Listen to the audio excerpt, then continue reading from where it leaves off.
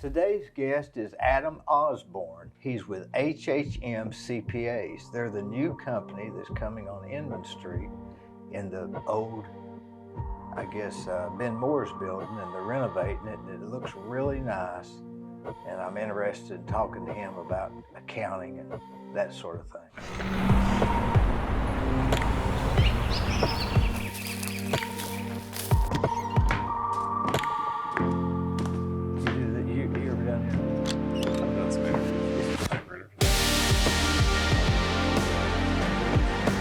For some reason, I've had it in my mind that HHM was an out-of-town company. Are you from out of town, but you live next to Randy Paris? Is that right? That's right. You know Randy? That's right. He's a really good friend of mine. Randy Paris, Jay Collins. I know Jay real well. You probably know Dennis and Ree Epperson. Yep. Yeah, right across the street. I know Randy probably the best. Okay. I eat lunch with him about 5 times a week. I had lunch with his son the other day, David. Oh, really, David? Yeah, he's nice too. Isn't he? Great, fantastic. Yeah, so HHM is a Chattanooga based. I know that Cleveland is sometimes political in that. Yeah. Chattanooga is Chattanooga and Cleveland is Cleveland. Yeah. But we started in Chattanooga in 1982. Who's we? So I started with Donnie Hutcherson, our managing partner, and 2 other partners, and now we've grown to 40. Let's see, what are we at? 41 years. I guess is how long we've been in business. 1981, 41 years. You don't look that old. I'm not that old. So I started there in 2008. Been with the firm for 14 years. Born and raised in Cleveland. Love Cleveland. And when they spoke to me about opening up an office here, I immediately jumped all over that. So you got a degree in accounting and went to work in Chattanooga. That's right. That's right. So I graduated from Lee with an accounting degree and got an offer from HHM and been there ever since. Accountants have supposed to be a sort of a stereotype, bean counters Sure. and such. Is that the way it is, or how do you see it? Our firm is unique. I would say that our firm has more personality than most firms. We know how to have a conversation. We know how to smile. We know how to cut up, have fun. That makes us a little unique. And most firms, you're right, they don't have much of a personality. They're kind of stiff. Maybe a little shy of the camera, and we're just not that way. We like to have a good time. I've noticed that the accountants I deal with, of course, I've got a real good one now, and I've had real good luck with accountants. Good. I found them to always be extremely honest, Yeah. and somewhat flexible in how you approach. Sure. How to maybe list some stuff or something, but as a general rule, they're probably not going to go to the ball game with you. But you say that's different, right? That is different. That's very different. We frequent ball games. I was in Tallahassee this weekend watching the Florida State Seminoles football game, and we go with clients to Tennessee Vols games. I mean, we try to participate in this. We really believe that our industry is relationship based.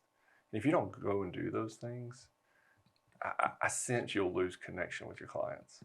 You do. People tend to do business with friends. That's right. That's right. Not necessarily with family, but with friends. I've learned too that there's got to be a good arm's length approach to it. And I've learned that in Cleveland is that not everybody wants everybody to know who their CPA is. That's true. And so I've learned you just don't, you let them tell their friends who their CPA is. You never be the person to tell who you're working with. And I'm not sure why that is. It's almost like people are a little secretive. I guess it goes back to people are secretive about their finances. That's right. Maybe I believe so, but our industry calls us to a higher standard. And we never say anything about finances and we never talk about those things. But there's always this belief that there could be something said at a social event, a party, and we've been fortunate enough not for that to happen, which is great. I'd say most accountants, you couldn't drag somebody else's finances out of. It's just in them. That's right. And what I've learned is they're numbers. I don't talk numbers. I'll talk about your family. I'll talk about your kids. We don't talk numbers. Have you found that finances are different with all all. I guess you see everybody's, all your clients' finances, and that's probably a little bit hard to decipher. Or Sure. does that make sense? Like this guy's Yeah. working with $10,000 and this guy's working with $500,000. Right. It's almost like and probably with you with building and house plans, and they all run together. And you don't remember what you looked at the day before, and now there are certain things that'll stay in your mind, like a situation where maybe you had to deliver a tax bill. Well, that number sticks out. It may not be the client that sticks out, but that number sticks out. And you may remember that number for a period of time, but at some point you just lose it. I mean, there's so it's many just a numbers. figure. That's right. So many numbers flowing through your mind, you just forget it. I've got a fellow partner that can remember everybody's phone number. And I don't know how the guy does it. He'll pick up the phone. He doesn't have anything saved in his phone, and he'll dial out. I'm like, I don't know how he does it. I can't even remember my own phone number. Maybe people, I don't need either anymore. I just remember their name, punch their right. name, don't even know their number. That's right. Well, that's something that's different, isn't it? Mm-hmm. You just punch their number instead of their Right. their name instead of their phone number. Right. And now with tax softwares, you do a lot of importing numbers, right? You don't even necessarily look for them. Right, because back in the day, you wrote all the numbers down on the form, and I'm sure that those numbers were so much more prevalent in those days. Now you're using softwares that will import them from other softwares and try to reduce how much data entry or human error there could be. That is true, because you can take an Excel spreadsheet and you can import it into a That's right. Quicken, or y'all use QuickBooks and Quicken and Peachtree and all those things? We don't do a ton of bookkeeping, but when we do, we use QuickBooks mainly. But our software is called Engagement, and it's just an accounting software that keeps up with all our data, but it's Excel based. And I like that. About all of them are Excel based to an extent. Most of them have went that way. I guess you can go back to the 90s where Locust was back in those days. Lotus. Lotus, you're right. Yeah. You're right, Lotus. And then Excel kind of took over. Yeah. And it's been kind of the prevalent. Excel is really good. Right. That's what I use, Excel.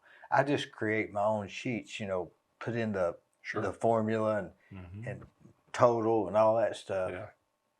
But I do miss, did you ever use the green ledger books, or was that? We've still got some clients that use those, surprisingly.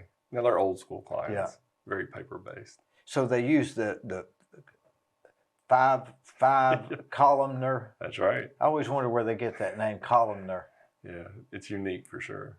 But that is a good way to do it. There may be some advantage to writing down what you spent. Sure. Rather than using a credit card and ACH, your bank account, and all that stuff. If you write it down, it's like buying something with cash. If you had to hand the utility bill $280 every month, you'd turn a light off rather than just writing a check. My wife makes fun of me because I still use a checkbook register.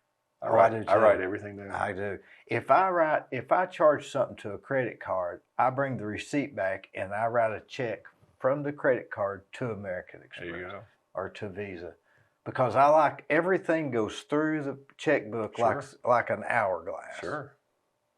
You and I think a lot alike. Are you a Scorpio? I have no clue. What's your birthday? August. August 10th. August is what is August, Gwen? That's a Taurus, isn't it? I have no clue. I think that's a Taurus. They tend to manage their own business very well. Okay. Like most of your convenience store operators are Tauruses. Okay. Because they manage their own thing. But the problem with the ledgers, another thing I do is I run a copy of everything and put it in the file.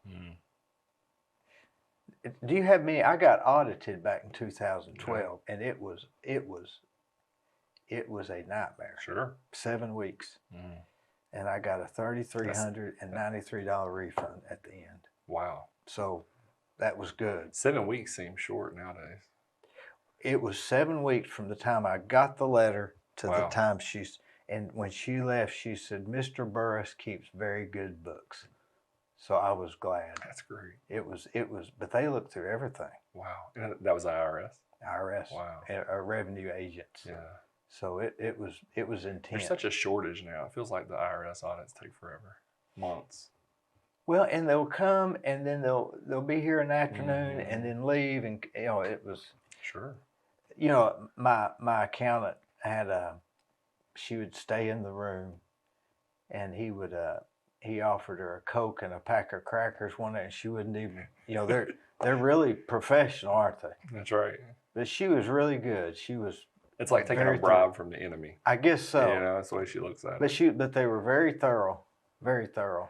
Well, you talked about that a little bit, like keeping good records. Mhm. We see that a lot, where everybody just wants to shred everything after the end of the year, and it's like, well, hang on, No, don't keep do it for that. 7 years. Just hold it in a box for 7 years. And I'm not so sure if even 7 years is, because if they suspect fraud, they can go back to eternity. I Or they guess. can prove that your tax liability was more than 25% understated. But 7 years is a good rule of thumb. The more people move electronic, Yeah. they're getting rid of their file cabinets and everything just doesn't get to the electronic format that it needs to be in. So everybody loses records and data, and that's the worst feeling if the IRS comes knocking. Boy, it is. I know that firsthand. But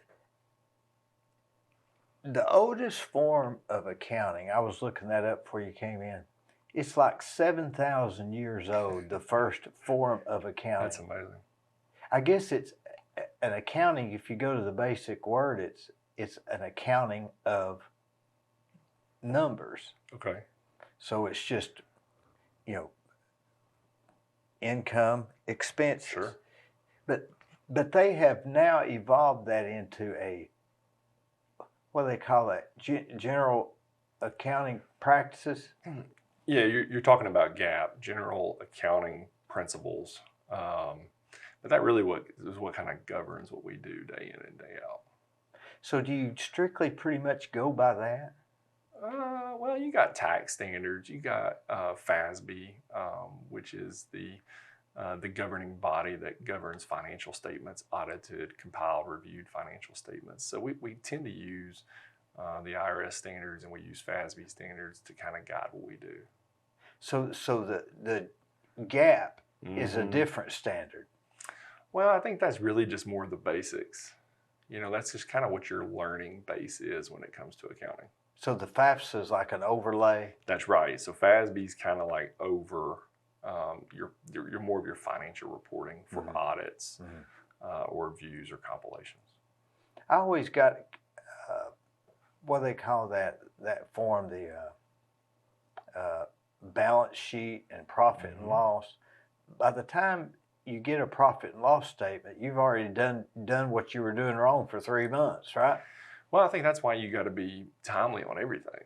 I mean, we try to challenge our clients to close your books after 10 days. If you can close your books 10 days or earlier, you're getting those reports, you're getting that data as quick as possible so you can make management decisions. I mean, that's the goal. When you say, what do you mean by closing then? So making sure that every transaction is recorded, every account's reconciled, every AR invoice is posted, every AP invoice is posted, any type of accruals for maybe things you've purchased and haven't received it yet, those accruals were posted. I mean, you're trying to get everything on your books as quickly as possible after year end, and then you close them, in essence saying, I'm not posting anything back into that period. And so if you do that 10 days or earlier after month end, you're in a good spot to kind of look at what I'm going to say is current data. Now, every day that I come in, I write every check that comes in the mail, I post it to the job, and I file it. There's not but 5 or 10 a day, but that's easier than doing 35 at the end of the week. Right. Plus, people want to get paid, and you want to pay them quick. Do you think that that the electronic stuff, being able to import, has made businesses more effective or less effective? I think it makes them more effective. You talk about writing checks, right? Most people now can, if you wanted to pay all your contractors through Venmo, you can pay your contractors through Venmo now. What's that? Venmo is just an app. You just push the payment over there and it pulls right out of your bank account. And so some clients are starting to use those measures just from a time saving standpoint. I think it makes them more efficient. Now, where things go wrong is if they're not maintaining that record. Because you'd have to export or import that, and right. I work with a client in Atlanta that does that a lot, and getting the detail or it's a little more difficult. It is a little more difficult. Seems like there would be actually a little more room for error. Sure. Like what if you got to void a check? Because to that. That's right. Because we're all human, right? We forget to do X, Y, Z of our process. You have a great process, right? You've determined your process and how it should work, and it's worked for 20, 30, 40 years. And as long as you keep doing that, you feel comfortable. But your process might not work for John Doe down the road, and he prefers an electronic process. And I think it just comes down to, what's your personal specification that works for your business. And the way you've been doing it may be more efficient than a more efficient way. Right. Because you're used to it. But you're doing a lot of things yourself, and you're the owner of the business. You do these things. There's a sense of comfortability. But let's say you had a controller that had access to all the bank accounts. If they're able to transfer money electronically and pay through Venmo, to me, that increase the fraud risk, right? You think about the potential for fraud. You've got a great control in your business, so you're doing a lot of these transactions, and it reduces your fraud risk. But anytime you have multiple hands kind of in the pot, you got to think about the fraud risk of things. Boy, it's all complicated. It is.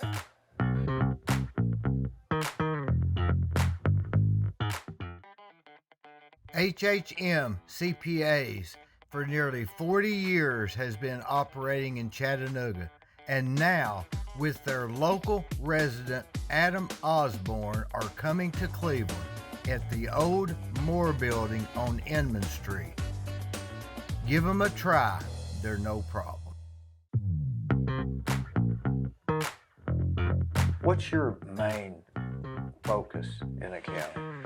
So I focus more on the, it's hard to say, Dee. I mean, I do so many different things. Is it more the clients you have or a type of work? I was raised kind of doing, in the business I grew up doing, like the accounting, the auditing side of things, financial statement formats, understanding what financial statements are saying to the business owner, right? I learned that early on. I've moved more into taxation and consulting because I'll meet with you and we can talk about your financial statements, but the only thing you care about is how much you're going to pay the IRS. Mm-hmm. And I have learned, Donnie Hutcherson, my managing partner, has told me, you got to know the tax inside and out. And I've really dove in the past 3-4 years of understanding the tax ramifications of everything. But I think I bring a big value to my client because I can look at their financial statements and tell them where they have issues as well. That's right. Right? So I really take the approach of, I know everything about the two main areas, tax and audit or financial statements. And then I rope that all into like a consulting arm and I focus on the consulting. There's a lot of money to be made in knowing taxes. That's right. That's right. The rules and the loopholes and everything that goes with it. What we started seeing though is and I love Cleveland and there's some great CPAs here, but there's a transactional approach to a lot of the things they do, right? You come to me one time a year, I prepare your tax return one time a year, and really HHM is different because we want to have that personal relationship throughout the entire year. Something comes up, I want to be the first phone call because I want to be your most trusted advisor. Maybe it's banking or lending. Okay, and you don't know who's got the best rates right now. Typically, we've got a relationship with all the bankers. We know who might be interested in that real estate deal or who might be interested in doing some floor plan lending for a dealership. We understand what those banks are wanting to do, so we can kind of help open up those doors for them. And a bank will look at a financial statement differently, right, than a a supplier that you're applying right. for credit. That's right. It's two different ways to look That's at right. it. But we have such good relationships with bankers. Our goal is to try to be that person to help them interpret it, right? To help guide them. Yeah. Because bankers love to take the financial statement and the tax return and try to match them together, and they never match. Never match. Because your taxation is much different than your financial reporting side of things. Say that part again. You're Your right. tax numbers are different than your financial reporting numbers, because you're talking what we know as book accounting versus tax accounting. All right. So say you have a financial statement that's the guy makes $1 million, but he's only paying tax on $200,000. Sure. You say, well, the guy's cheating.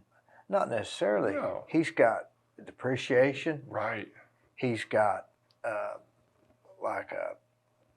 an individual SEP that he Sure. can pay into, Sure. reduce his liability. He's got a kid in college. He's paid to the trust fund. Sure. You reduce your Right. your taxable obligation, and it's almost like the IRS is okay with that. They Right. just want to know where you spend it. Right. That's all. Yeah, they're usually, I mean, if you work with a good CPA, they're going to help you open up doors to things that you can do. I mean, we're not in the business of trying to lead people down the wrong path, right? We don't want anybody to go to jail. No. But if there's an R&D, research and development tax credit that we can take, we're going to take it, right? That's going to reduce our liability. Or there's a cost segregation. You know about cost segregations. Oh yeah. You know, we had a president recently that was building buildings. Well, chances are there was a cost segregation involved with that allowed them to accelerate the deductions on some of those. And in your scenario, could have taken our income from $1 million down to $200,000, or even in a position of loss. And so, from a legality standpoint, it's not wrong. No, You're really just kicking that tax burden down the road. You're not paying it right now, but you're exhausting those deductions so that in 5 years you're probably going to be paying more tax. maybe not. Maybe not. The hope is Right. that you're not. It depends on the investments they make 5 years down the road. Now I have some people I build for, and at the end of the year, around 1st of December, they'll say, "Dee, can you break down our cost?" And I know what they're doing. They're Sure. breaking it down by depreciation amount. Right. In other words, they're not going to say we spent $1 million on this. They're going to say we spent 600 on this, Sure. 800, because we can accelerate the depreciation of these. And so I sort it best I can and send it to them in that form, and I know that they're thinking. Yeah, you really did. You helped them do a cost segregation. The cost, and who That's better right. to do it but me? That's right. You know, It should always be I the can say contractor. what it's related to, and it takes me 10 minutes because I Right. use Excel. Right. I mean, it's literally just a sorting issue. That's great.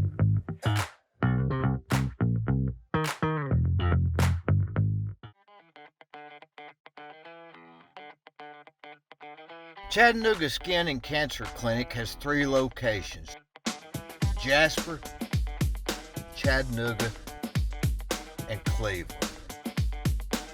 They truly care about their patients, their employees, and their relationships. I know this from personal experience. Give them a try. They're no problem.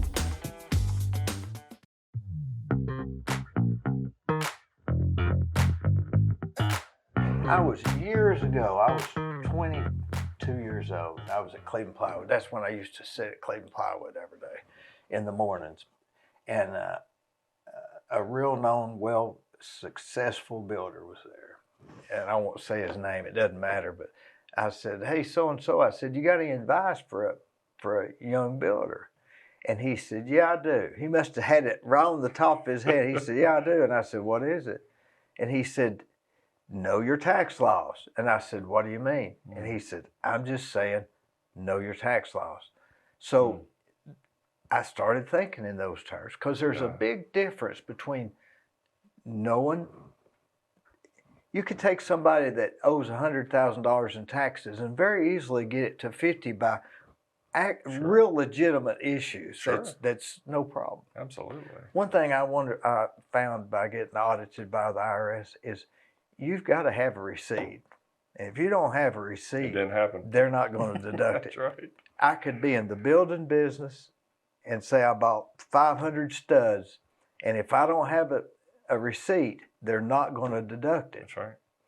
But now I could buy 10 lamps and say this one in the house, and they'd say, okay, here's your receipt. Right. You just need a receipt and a legitimate excuse, and That's right. it's deductible. Or a legitimate business purpose. A legitimate Right. business purpose. Right. Now, can that be arbitrary too? Well, we've definitely seen individuals kind of bleed those lines of what's business use and what's not. Yeah. You just try to take it to say, a boat. Everybody likes to buy a boat. Mm-hmm. I thought the two best days of owning a boat was the day you bought it and the day you sold it. Yeah. But they'll buy a boat for business. And it's hard. Unless you're a fisherman. It's very hard, right? Well, I'm taking my clients out. And it's like, well, as long as you understand the risk.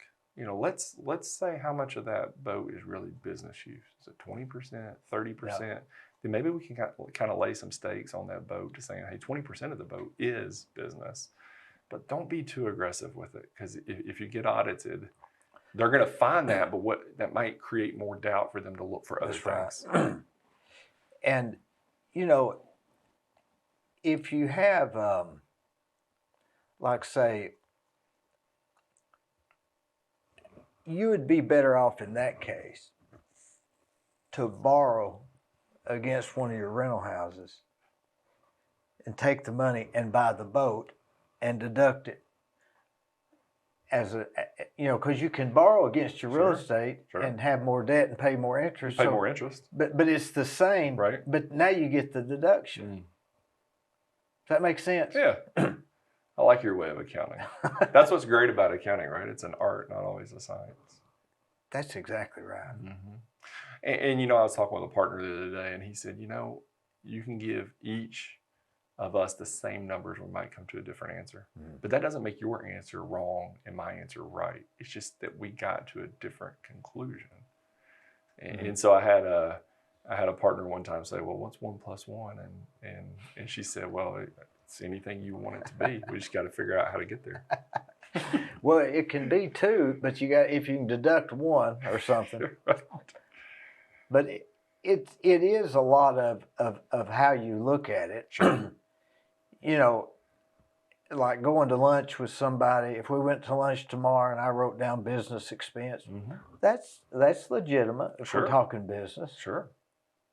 Now, one thing I had is I have a cat here that I feed, and when they audited me, I had wrote down the cat food. Cat food, yeah. And and when she walked up, the first bit, they do that 2-hour-long interview, and I said, this cat, you may find some expenses, but this cat keeps mice and rodents away. Sure. And that cat was laying there in the sun, and it wasn't. And she said, "That's not funny," and she was serious. And she never did discount those expenses. Wow. So you could argue that that's an expense. Sure. Yeah, because you could have paid for an exterminating service, Right. right? Yeah. And that would have been legitimate. That would have been legitimate. Right. So I just chose to pay tip, or to feed tip. I guess that's the cat's name. Tip. Yeah, Okay. Tip. Yeah. So that's probably a lot cheaper than the exterminating service. It probably was. I probably cheated myself. You may have. Now, but when you put some taxes off, and you as they say, I've heard people say, "Oh, you're always going to pay them. You're just putting them off." Sure. I don't know if that is completely right, because they could change the tax law and you could get out of it. Everybody knows money today is worth more than money tomorrow. True. If I get the use of that money for 10 years, then that's worth something. Well, you talk about like extensions, right? You do an extension. Let's say you do an extension in April.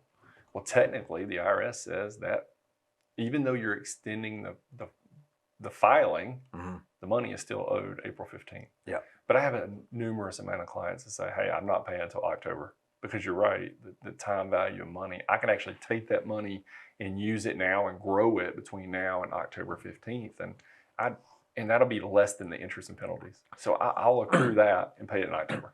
Plus, from April to October, you have so much time to really get all the K1s Mm-hmm.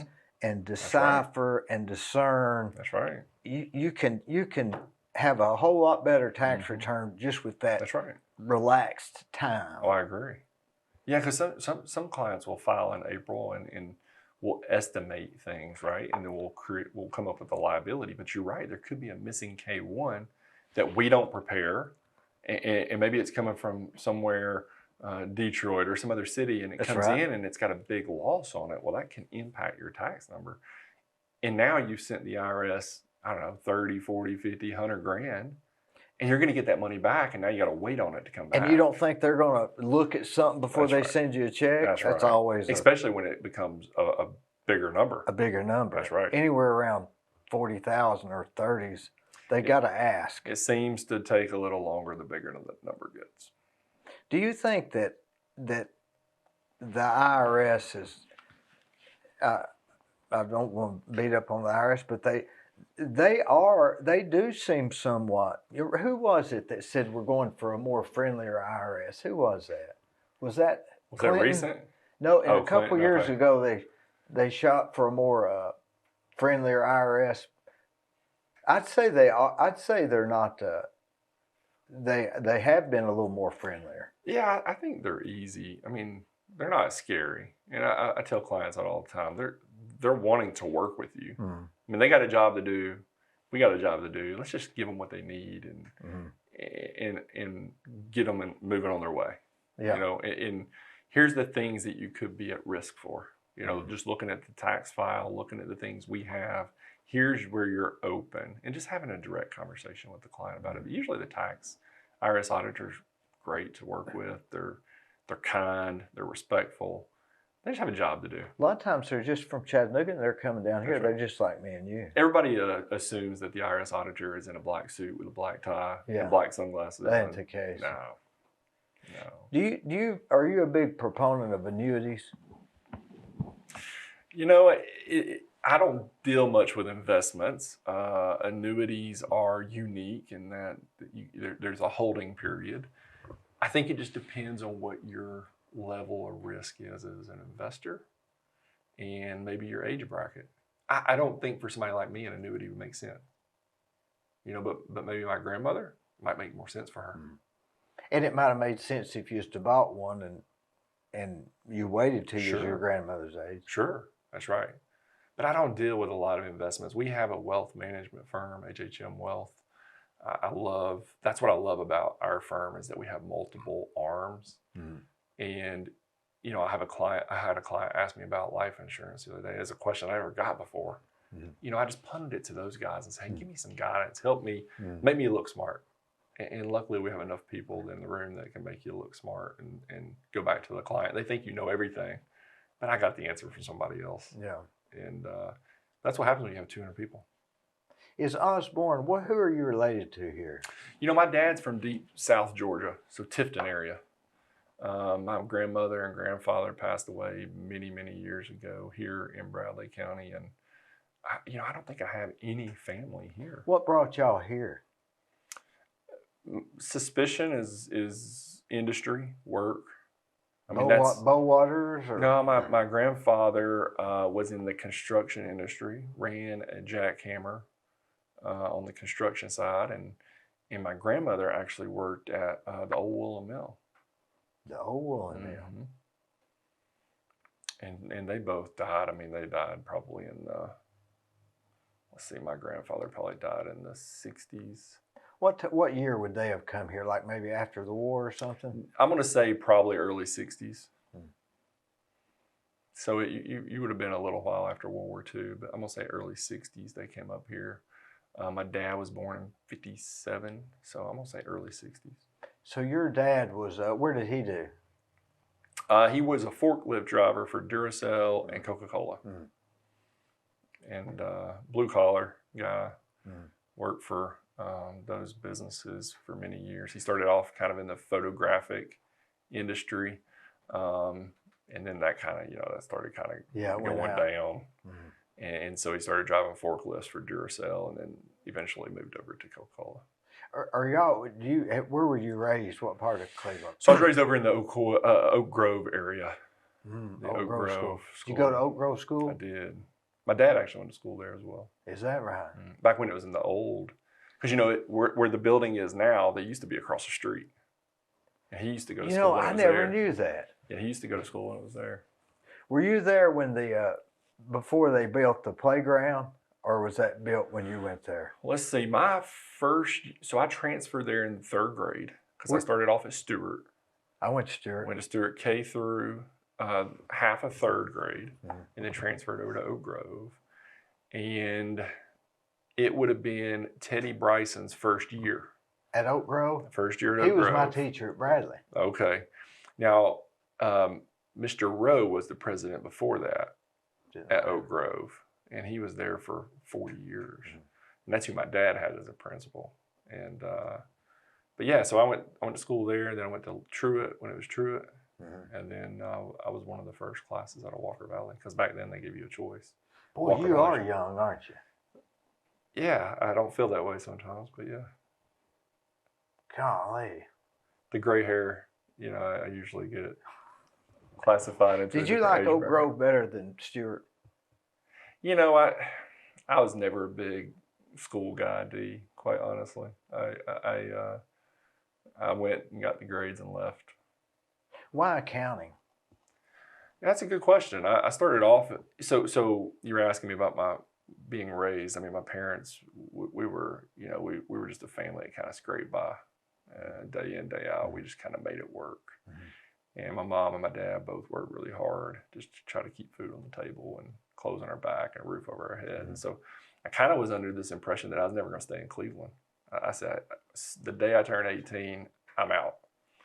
I had enrolled to go to the Air Force, and that was what I was planning on doing.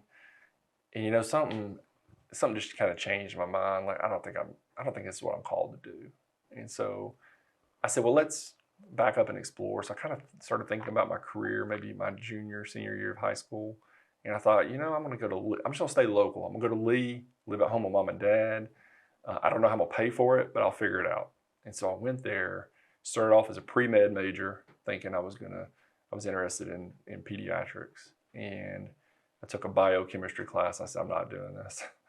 And so then it was like, let's take a class and see what I'm good at. And I happened to take an accounting class, and day one, something just clicked. And I said, I think I can do this for a career. Are there career options, right? Then I started looking at career options for it. And it just worked out in my favor. I think I made the right decision. Were you good in math? Always good at math. I say always. About middle school, math started making sense. And I think it's when you start adding the letters into the numbers, I like that part. The basic math, I struggled with multiplication. I struggled with all that stuff as a kid. The times tables and Couldn't get it. But as I kind of moved up and got into algebra, and I think I ended up taking calculus in high school. And I couldn't do it now, but back then, I just loved it. It was challenging. See, I relate algebra to accounting for some reason. Sure. Because you're just trying to get two things equal. I think that's a great way to look at it. And I think maybe that's why I like accounting, is I started liking math when it became algebra. Because you get to explain, you keep working things till they're even. Right. That's exactly right. Till you get to a solution. Do you think that, but still yet, what is it about accounting? Is it putting the numbers together? Sorting? I think it's really, from a professional standpoint, I like the fact that every day is different. But I mean from a number standpoint, just a basic. Would you rather just sit here and work a spreadsheet? Would you be happy doing that? No. I think it's taking numbers and putting them it's almost like a puzzle. I'm taking numbers and I'm pulling all these things together. And when you can sit down and look at a final product, there's a sense of reward that comes along with it. When you take a final product to a client and you sit down with them and you go through it, and you can see on their face how important going through that tax return was. Mhm. There's a sense of reward that comes along with it. I had a staff person tell me the other day, I don't feel like what I do helps people. And I said, you are helping people. You're doing things that they can never do themselves. And then you're taking it and you're giving them a final product, and you're explaining that final product to them to help their understanding, because they got to know what they're doing. Mhm. You know, the greatest risk is that you're filing a return, which you're taking full responsibility for, and you don't even know what it says. That is really eye-opening. That's right. Because you're signing, every year we sign our tax returns saying this is correct, and I have no clue. That's right. And so my job as a professional is to make sure you understand. And a story recently, I went and sat down with a client for an hour and a half, and I went page by page, Dee, and we walked through the entire return. And that family, when they walked away, that family felt a sense of, I understand what we did this year, and it makes sense. Of course, I go home and tell my wife, and she... What does she do? She's a teacher, school teacher. Where at? Tennessee Christian Preparatory School. Yeah. So she's in second grade with 6 boys and girls. Well, it's not a very big class, is it? It's not. You know, it's a smaller school. Yeah. She was in the city school system for a period of time, and unfortunately those classroom sizes got to be 25 kids per class with no assistance. It would be hard to give attention to 25 kids. It's hard. And they all are on different learning skills, which makes it difficult. Yeah. 25 different levels. That's right. And our son was there, and he was really having a hard time. I think he was overwhelmed in just the classroom size. Mm-hmm. And so we made a decision during COVID to and we didn't like the schools were shutting down. So we made a decision to move them to a small private school, see what it would be like. Yeah.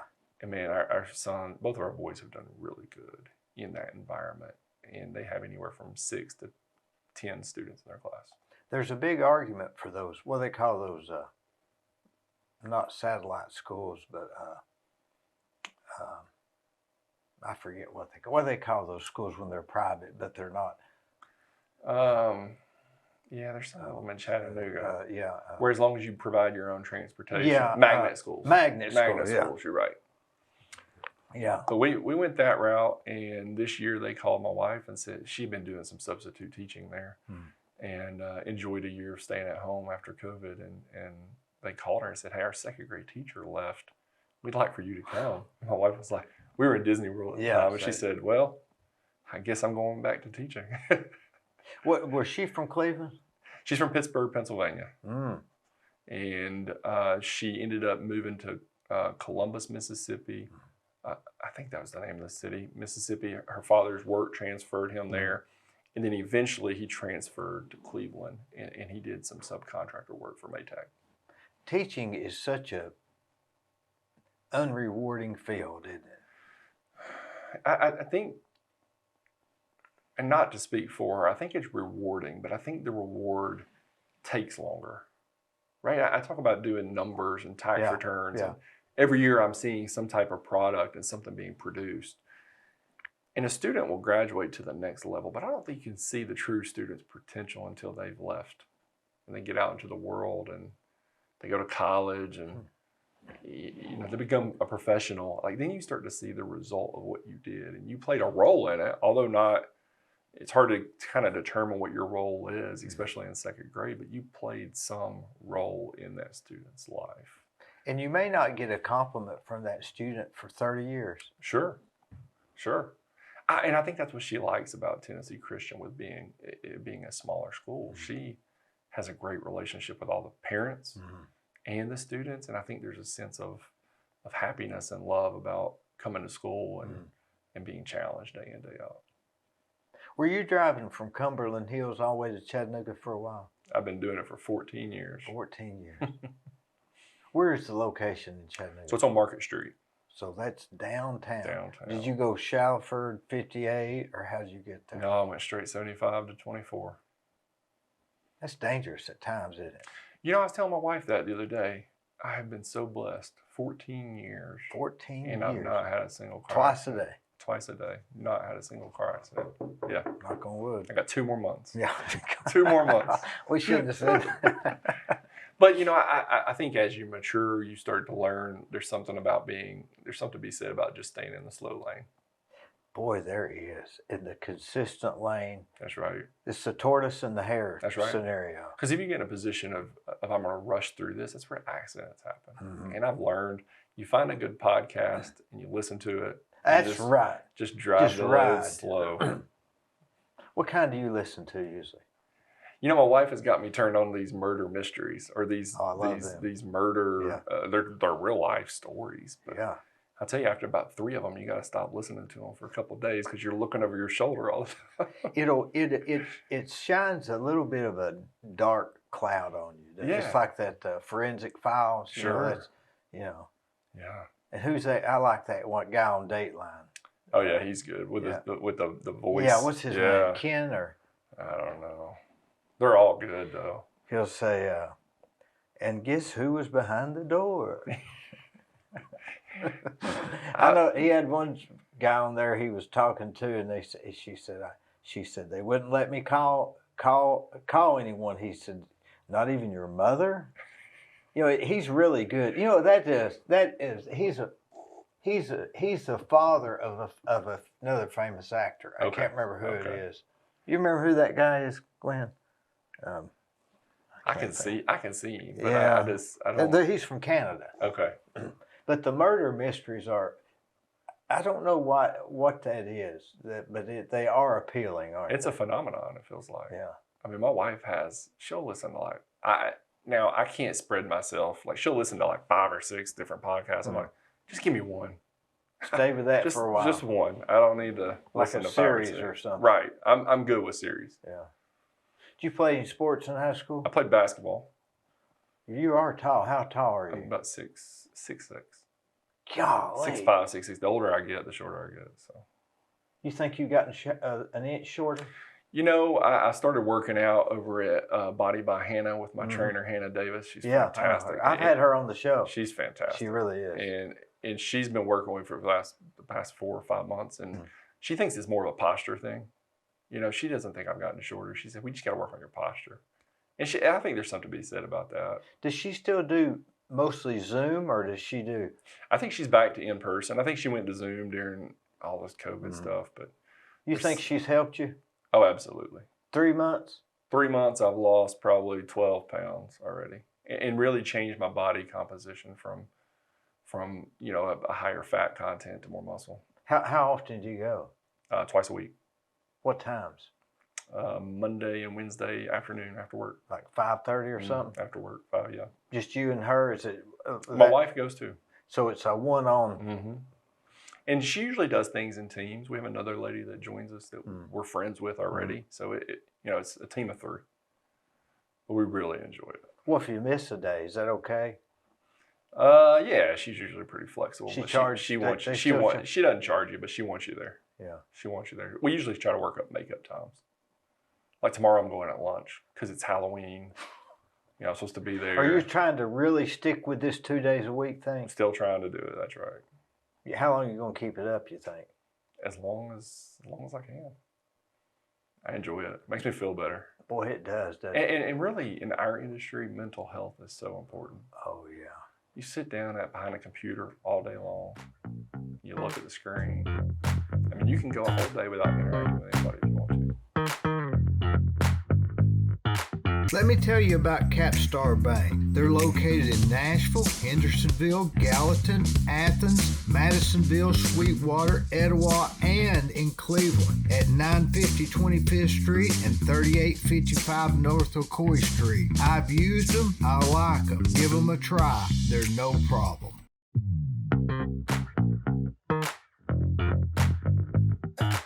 I always wondered how accountants can get in the zone of doing somebody's taxes or something, and then the phone rings, and you're talking to this guy, and then that other phone rings. Yeah. And I always, people say, I called my accountant and he didn't call me back. I'm thinking, well, he's doing his accounting. You can't expect him to stop. And I think our firm, we do a good job because of our size of having different levels of experience, right? So typically I have a whole team.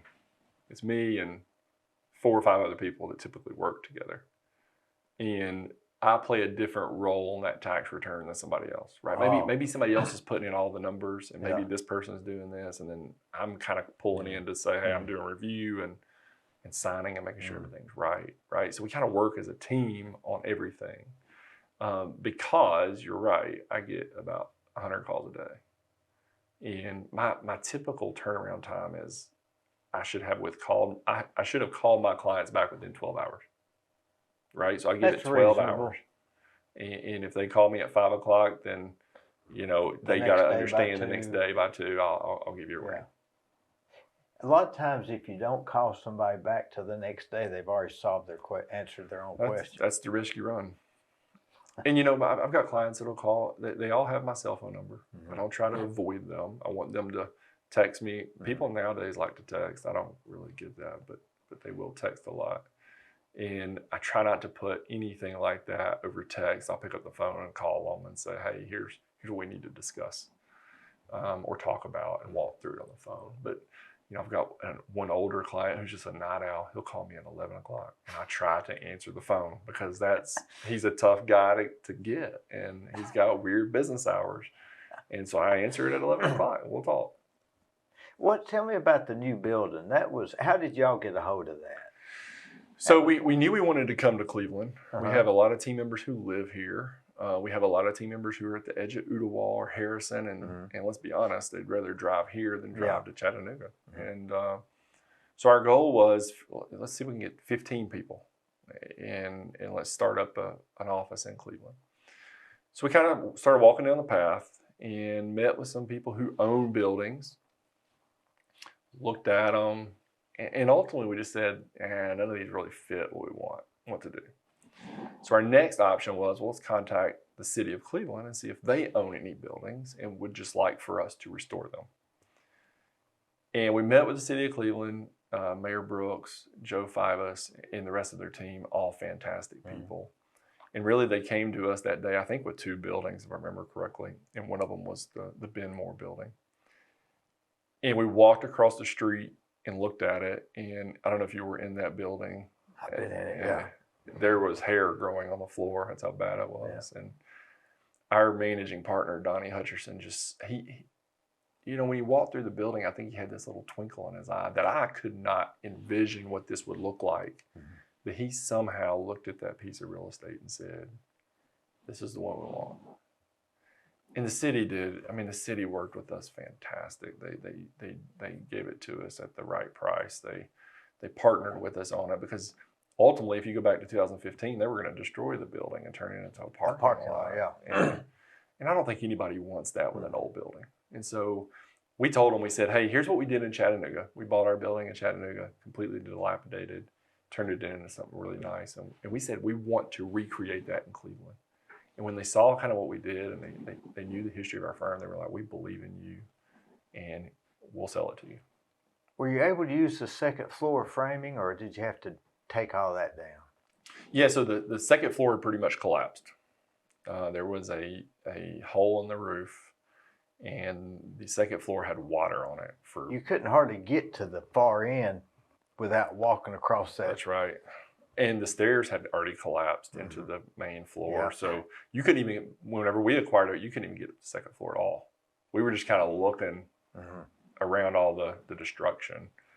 The building was unique.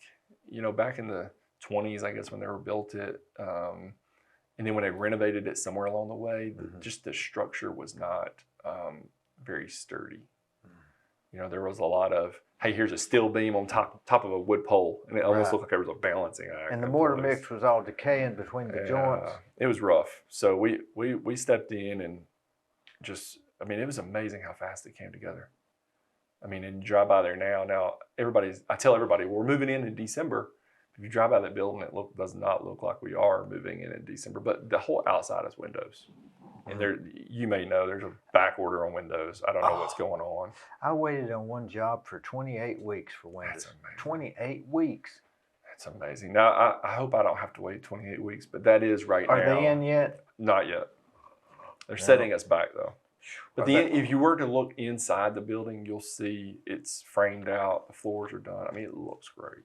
So you had to demo the whole second floor, everything, take the roof off because it was everything, and then build walls inside the walls right. to hold the floor system up. That's right. Yeah, there for a period of time, the contractor said, "Hey, this building could cave in. Yeah, we don't want it to, but it very well could." It didn't, did it? It did. He's done a good job. Done a great job. It's Gentech Construction. I don't know them. I noticed they keep the perimeter real good, and they seem to keep the job clean and don't have excess materials there. Right. When a lot of times you can tell if people don't know what they're doing, they'll have stuff there before they need it. Right. Yeah, Gentech is a client of the firm. We try to use clients on everything we do, and they're doing this building, and it looks great so far. What about the architect?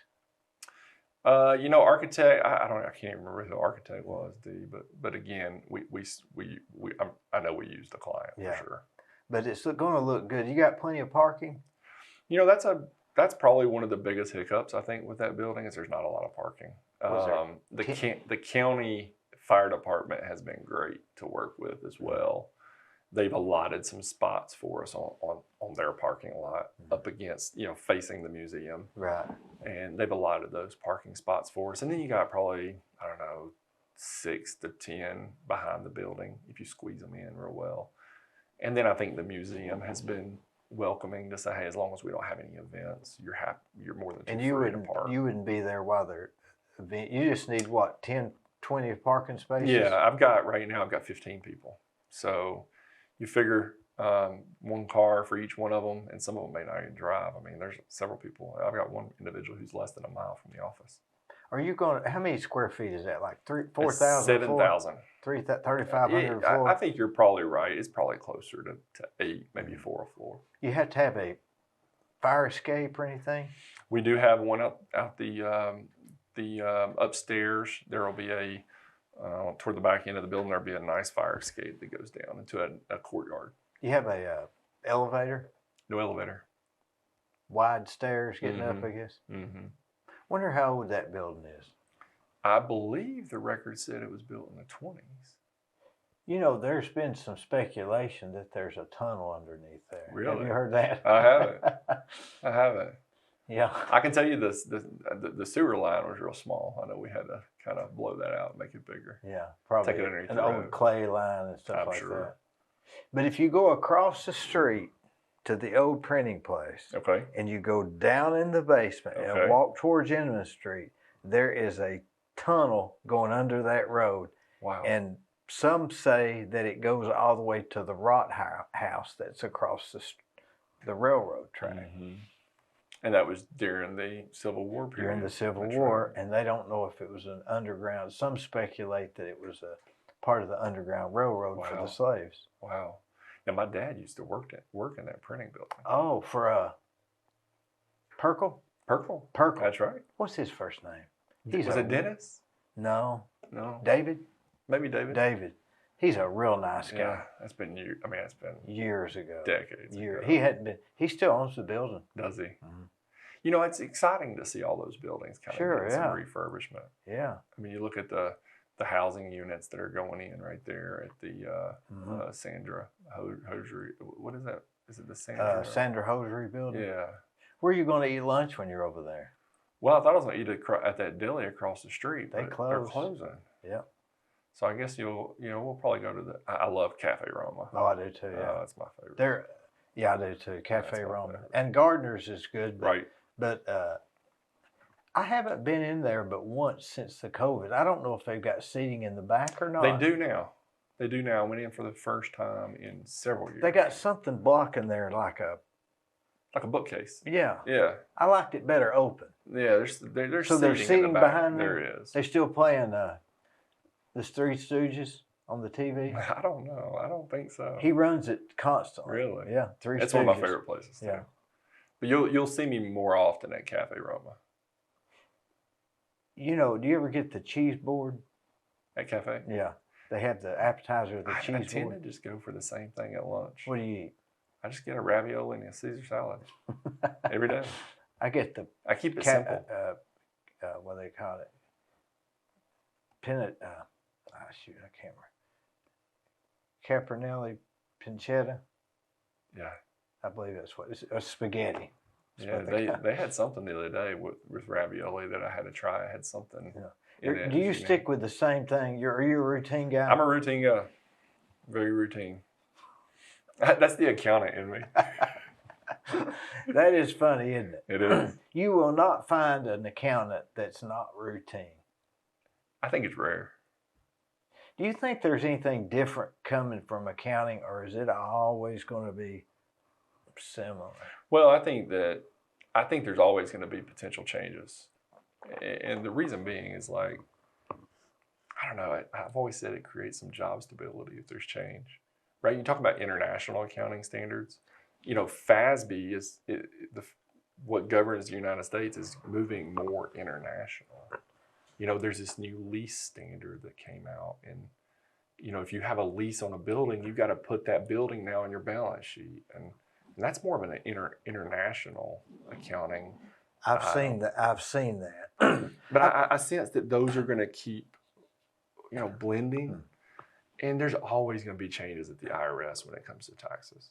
I mean, you figure every election, something new will come about. Something's always a little tweak, and you know, they're going to inheritance tax this year, not next year. We're going to put it on the schedule next year. Right. You know, something. My accountant used to make me on my financial statement. He would discount the value of real estate for what the real estate agent would charge you. So about 6%? Is that? Yeah, okay. Because he said if you sell it, you're going to have an agent, and we've got to account for that. So he would discount. I thought that was a little extreme. So I had to add so he could subtract. You add a little more to it. I get it. You know, it's hard to. Most personal financial statements are ambiguous too, right? Sure. Oh, absolutely. I mean, you're really basing your personal financial statement on fair market value. You can't do that for your business. You can't do it. But you can on your personal financial statement. Because you can say, I've got a couch worth $1,500 and you couldn't give it away. That's right. That's right. But you know, you can make it more complex. But thank God it's not, right? Right. Let's talk about you have investments. Let's say you have a property. Mm-hmm. How difficult would it be to have to do an appraisal every time you had to do a financial statement? The appraisers would love it. They would. You never get it done. Never get it done. Because they're always on back 3 order. weeks behind. Right. And you need the personal financial statement next week. And you could get 2 of them to do it, and it'd come up with 2 different ideas anyway. That's right. You just pay the one you want the higher value to. Yeah. Right? Then you got to get 2 of them. That's right. So I think that's the joy of a personal financial statement is I can just take your word for it. I don't have to know that property. I don't have to go to that property. I don't have to see the property. I'm going to trust that you know it pretty in depth. But that is not an audited financial That's statement. correct. That gets to be a whole nother level. That's really considered compiled. Meaning like I took your data and I put it into a financial statement format. Now, every 2 years I have to get my contractor's license and I have to get it audited. Okay. And so they actually go to the jobs and see materials on the ground and has that invoice been paid. I mean, it's extensive. Sure. And I think after they do an audit, the next year they can do a compilation. Or a review. A review, yeah. Right. I like, my favorite is review. I just got to do some analytical procedures. I got to inquire on some things, and you got to sign an engagement letter. You're pretty much done. Why is the engagement letter so important? That's just it's mandated first. Our industries, FASB kind of mandates that you have an engagement letter for those types of services, and it just lays out what's your responsibility, what's my responsibility, what am I preparing for you that maybe is could impair my independence. Right? Could me preparing a tax return impair my independence? Well, I'll list all those things out. And tell you that that's your responsibility. You're taking ownership of it and you're reviewing it. And in that you're going to say you're going to give me the information to the best of your ability, That's right. and I'm going to record it. That's right. That's right. So an engagement letter is really a protection measure For both for us yeah. and for you. Mm-hmm. I think it's a good idea, but a lot of times they'll get you to sign the engagement letter when they hand you your tax return. Well, we try to get it as early as possible, right? Because what would happen? I deliver you the tax return, and you say, "Hey, I really didn't want to work with you." Well, if you don't sign it, now you got all this information. Now I got court issues with trying to collect my money from right. you. That's right. So we do it upon initial setup, and you only sign if you were a tax only client, you only sign one. And it has continuing language at the back end of it that says, hey, this agreement will continue unless you fire me or I fire you. Now, on a review or an audit, you got to do one every year. On an audit, you got to do one every year. Review and comp, it can have continuing language as well.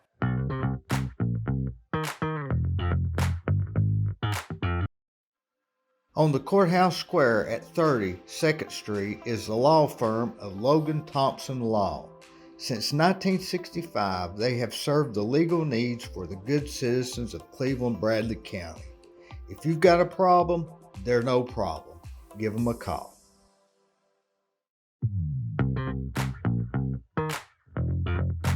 Have you ever do you know what they call it?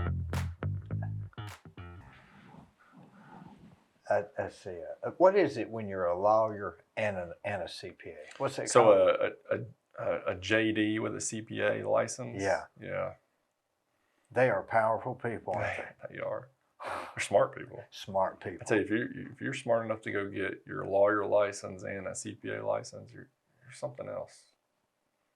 And the IRS really won't mess with you when you have some of those. You have some of those people at your firm. Yeah, we've got a lot of different degrees and different certifications along the way. We've learned the IRS has become more random, though. I mean, it feels like a lottery now. It's almost like a computer spits out the abnormalities. Now, if they're doing so much matching, right? You talked earlier about a K-1. Well, if you filed your return without that K-1, and that K-1 was registered on your Social Security number, they'll do a matching notice that says, hey, you didn't pick this income up, and you should have. But the audits now, I think because there's so few IRS audit agents now, I mean, they're struggling with it. It's a lottery. I had an IRA one time, and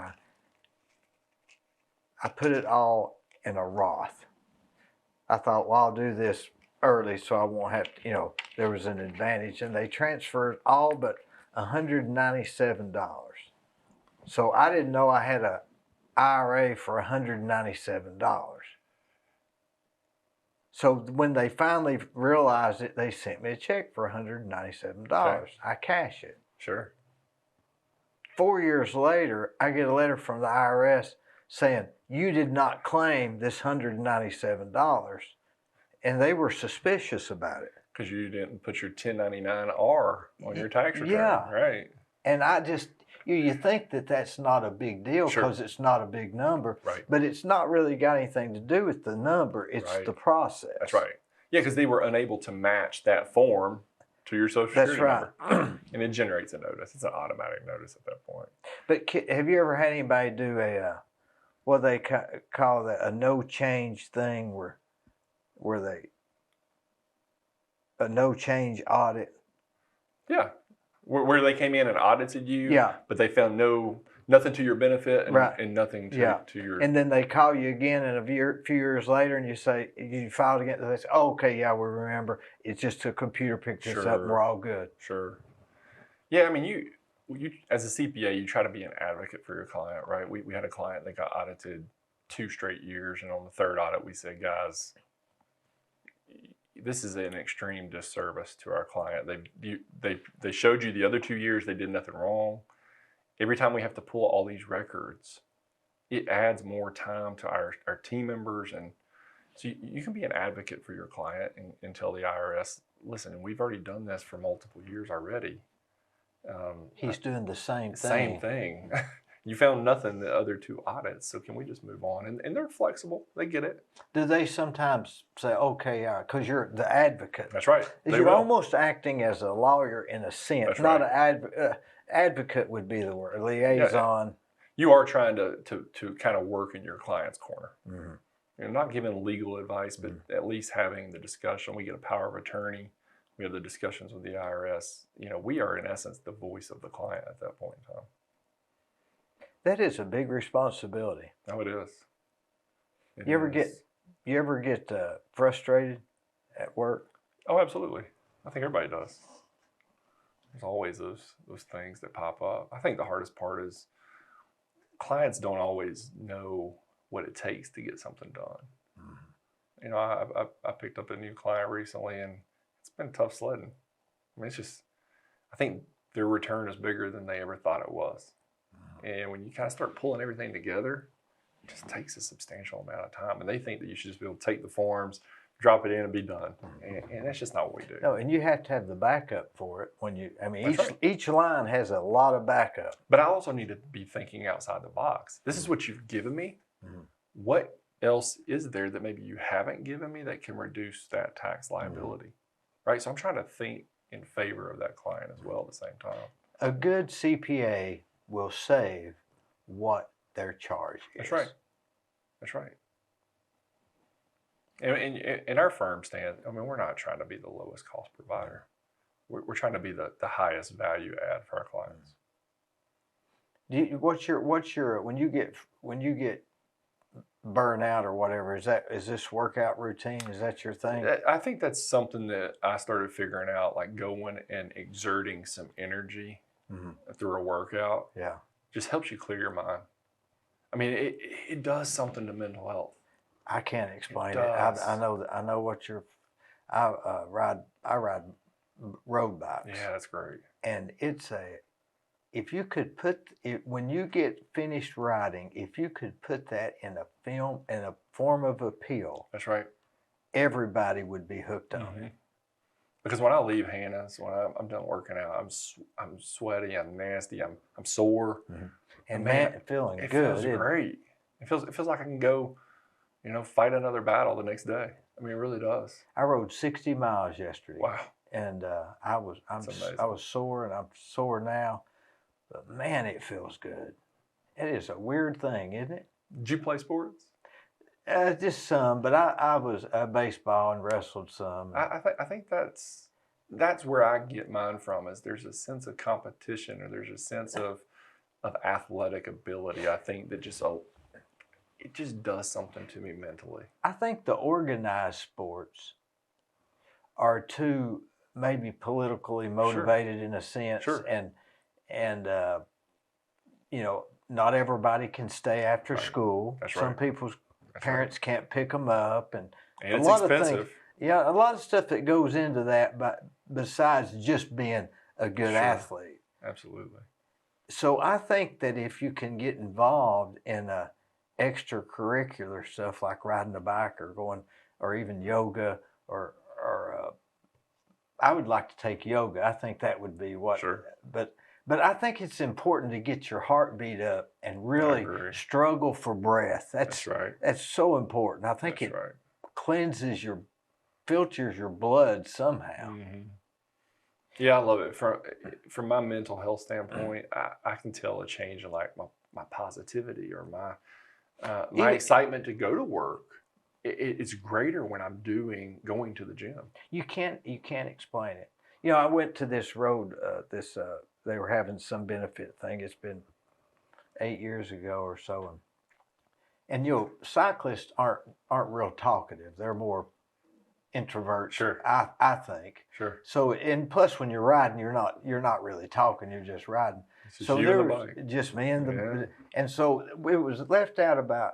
It was one of those 7 o'clock leave out, and I was still sleeping. There was literally frost on my sleeve. Wow. Because it was cold out. Sure. And so, this guy, I guess he came from Chattanooga or somewhere. He was one of these real enthusiasts, and he was riding in this group race. There was about like 60 people riding in it. So I was behind him, and we was going down Lead Mine Valley Road He hadn't said a word. I hadn't said a word. I was standing right behind him. And the sun came up. It's got to be about 8:30, and the sun was, and the frost started melting on my sleeve, and you could feel that sun on your Sure. right side. And I said, I can't remember. I said, this is why we bang our heads against the wall. And all he did was went, and just kept on. It was the only thing he said in the whole 60 miles. So we agreed on that point. That's amazing. That's amazing. But that is, now jogging, I could probably get the same thing out of jogging. Sure. But with exercise going to Hannah's, you know what time you're going to go. You know what time you're going to leave. You about know what you got to wear. You know the people. You know the people. Right. It's all a route that goes along with your routine. The surprise is the workout.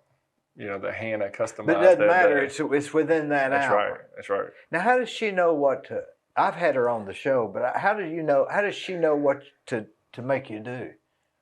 I think that's her professional ability. I mean, every day she knows what she wants to work out, and she's already I love her organization. I show up, and she knows. I mean, we're ready to go as soon as we walk through the door. You changed there, or you already changed? I'm usually already changed, ready to go. Is it like 1 hour? 1 hour, an intense 1 hour. Sometimes it feels like 2, but it's 1 hour. Does she have you do any kettlebells or? Absolutely. They're hard, aren't they? Golly.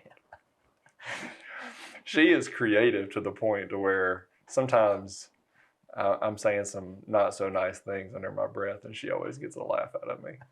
She looks strong herself. She's very strong.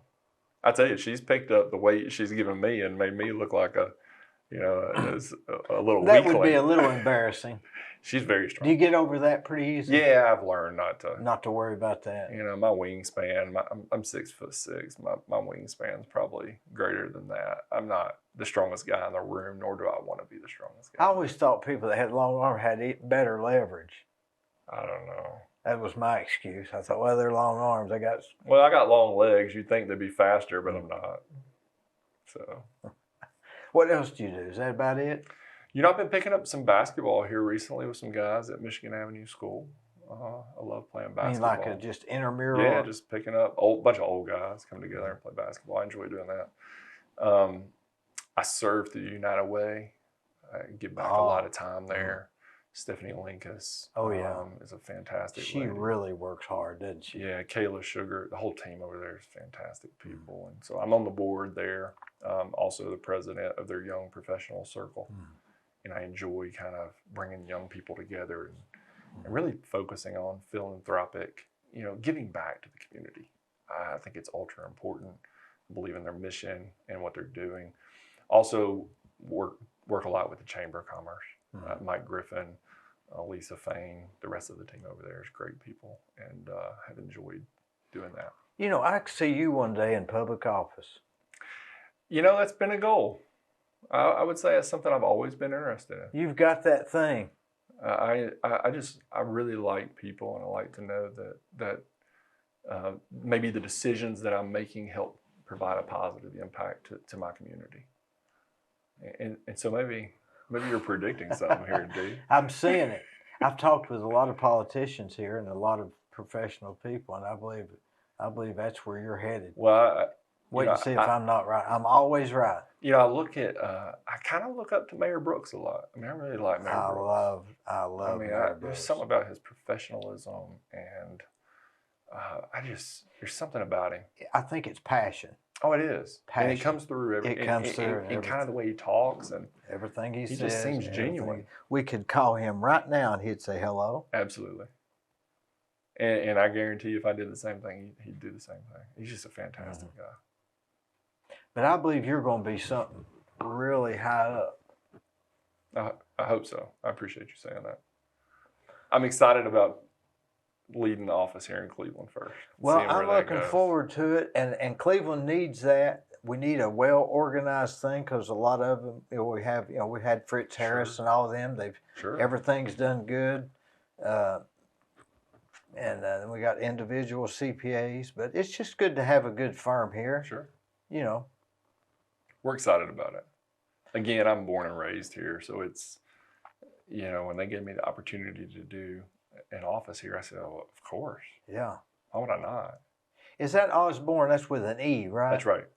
How do you pronounce that exactly? Osborne. Osborne. Is what nationality is that? I did a 20. Have you ever done the 23andMe? No, Like I'm a conspiracy Oh, theorist. okay. Are you? So I've always thought I was German, but I actually think I came back more. I had a little bit of Irish in me, and I want to say British, or maybe English. I can't remember. I'm what it was. seeing some British.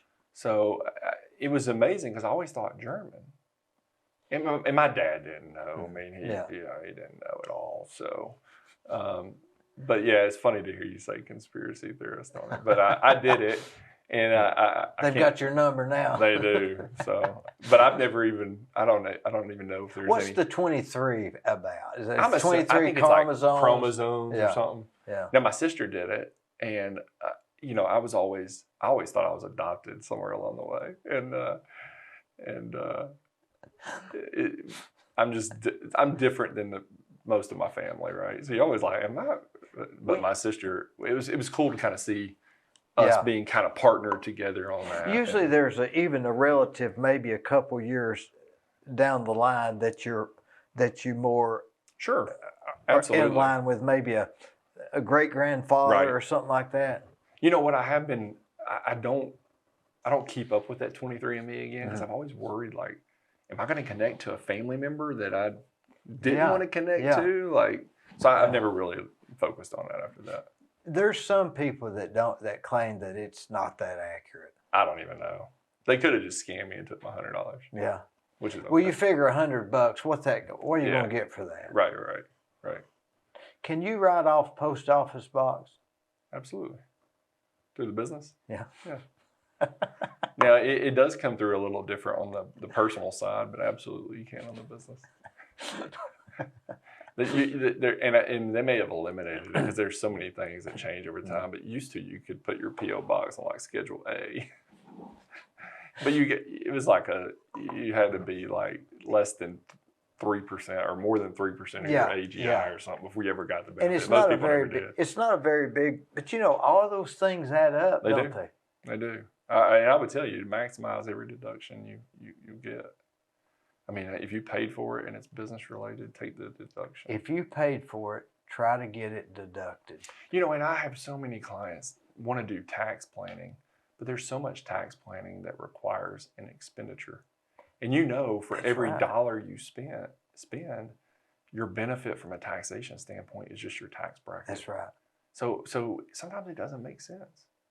So I had a client call me years ago. He had $1 million house, and he said, "I'm gonna pay my mortgage off." Yeah. And I was celebrating that. Yeah. I'm like, do it, pay that mortgage off. He's like, "Well, I don't want to because I'm gonna lose my interest deduction." Mm-hmm. And I said, hang on. I said, so you're willing to pay a bank $10,000, and I just threw out a number, $10,000, to avoid paying the IRS $4,000. And he said, I never thought about it that way. And I said, be mindful that you're paying somebody else money and you're only getting a benefit of a percentage of that.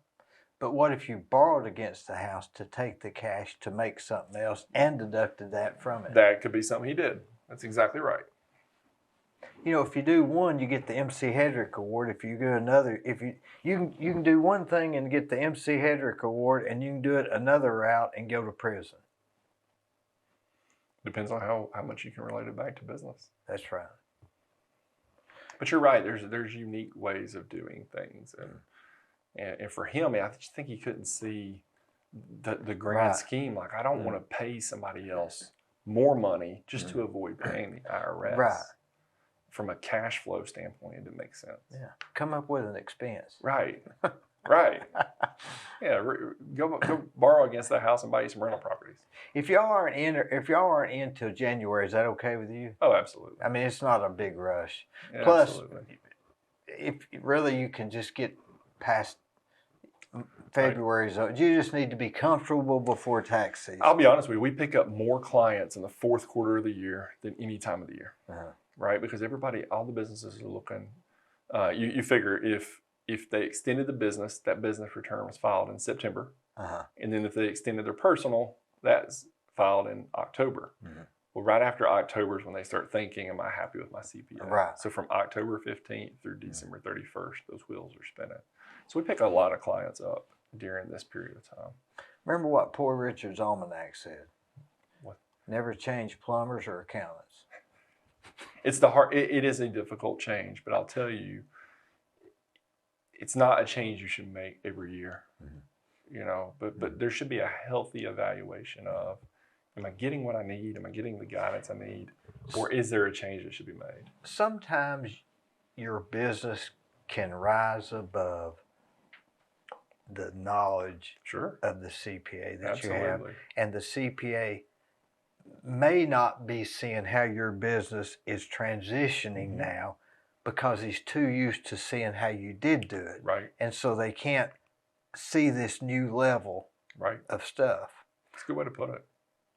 Really good way to put it. You know, and we try to, I tell clients, just like when I recruit people, right? If you're happy with your employer, don't leave your employer. And we tell clients that a lot, the prospective clients, if you're happy with your CPA, don't leave them. That's not what we want to do. But if there's some discomfort or there's some, hey, am I getting the right service? At least give us a shot. See what happens. No, it's just like using a